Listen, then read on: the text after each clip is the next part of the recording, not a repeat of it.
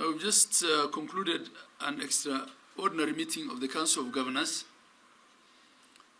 because this was a emergency meeting of sorts. Most governors are still in their counties, so we had the meeting virtually, but our whip and Governor of Kericho, Governor Mutai, were able to join physically. But the meeting just ended. It was well attended, and this is a press statement on the resolutions from the special council meeting to discuss the unfortunate utterances by His Excellency Dr. Kahiga Mutai, Governor of Nyeri County, following the demise of the late Right Honorable Prime Minister Raila Amolo Odinga, CGH. Members of the press, citizens of Kenya. In a country where political awareness runs high, leaders must exercise both caution and deep sense of responsibility in their public utterances. Following our statement issued yesterday, we have convened a special council meeting to deliberate on the interpretation and impact of the utterances made by His Excellency Kahiga Mutai, the Vice Chair of the Council of Governors, and the mitigation thereof. We wish to reiterate our deep disappointment on the statements by the Governor. We still maintain that these sentiments are his personal remarks that do not reflect or represent the views and the values of the Council of Governors.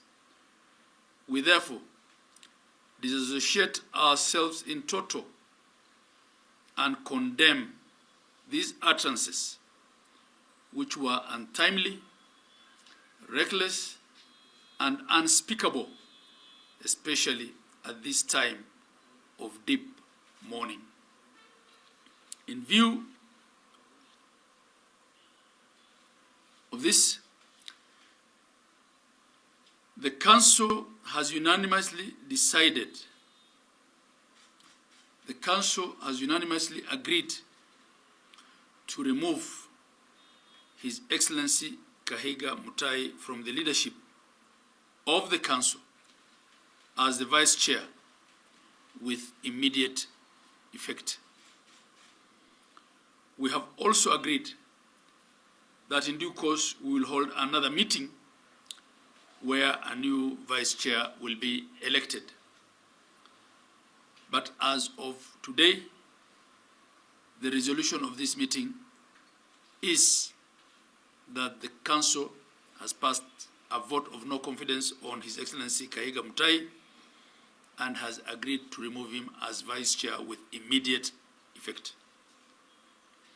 The Council of Governors extends its deepest apologies to the family of His Excellency the Right Honorable Raila Amolo Odinga, CGH, on behalf of the 47 county governments of Kenya for the unfortunate remarks by Governor Kahiga.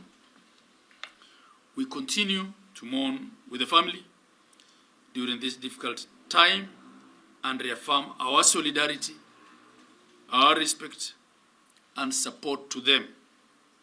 The Council remains available to offer any assistance that may be required. We further urge all leaders across the political divide to exercise restraint and mindfulness in their public utterances. As leaders, we must always be guided by the national values and principles of good governance enshrined in our Constitution of Kenya. May the soul of the Right Honorable Raila Amolo Odinga, CGH,